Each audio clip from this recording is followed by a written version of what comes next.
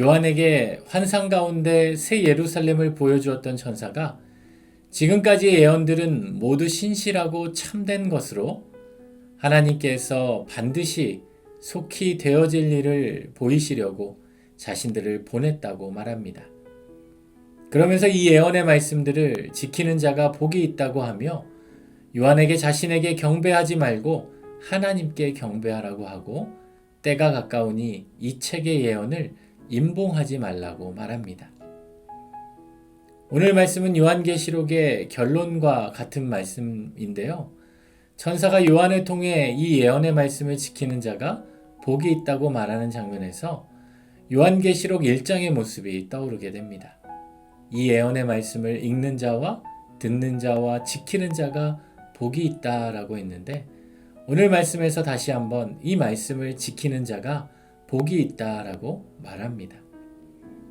이를 통해 하나님의 말씀은 우리가 판단하고 평가하는 것이 아니라 우리가 아멘으로 듣고 그 말씀을 지키는 것이 중요함을 알게 됩니다. 그러면서 나는 하나님의 말씀을 어떻게 지키고 있는지를 돌아보게 됩니다. 어떤 말씀은 나에게 달게 여겨져서 아멘으로 듣기도 하지만 때론 나에게 쓰게 여겨져서 미루게 되고 듣지 않고 지키지 못하는 말씀들도 있음을 알 수 있게 됩니다.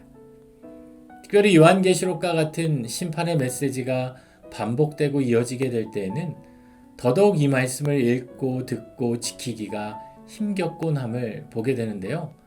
분명한 사실은 하나님의 말씀은 주신 말씀 그대로 믿고 그 말씀을 지키며 순종하는 자들에게 복이 된다라는 것입니다.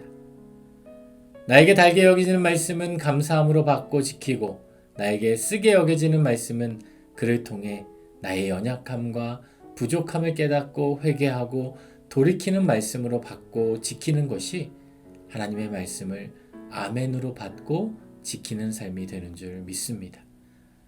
여러분은 하나님의 말씀을 어떻게 지키고 계신가요? 오늘도 하나님이 각자에게 주신 말씀 가운데 그 말씀을 통해 나를 돌아보고 나에게 주신 마음을 깨닫고 그 말씀을 따라 지키며 살아가는 은혜로운 하루가 되시기를 우리 주님의 이름으로 축원합니다. 기도하겠습니다. 하나님, 오늘도 우리의 삶 가운데 하나님의 말씀을 지키기에 힘쓰는 복된 하루가 되게 하여 주옵소서. 예수님의 이름으로 기도드립니다. 아멘.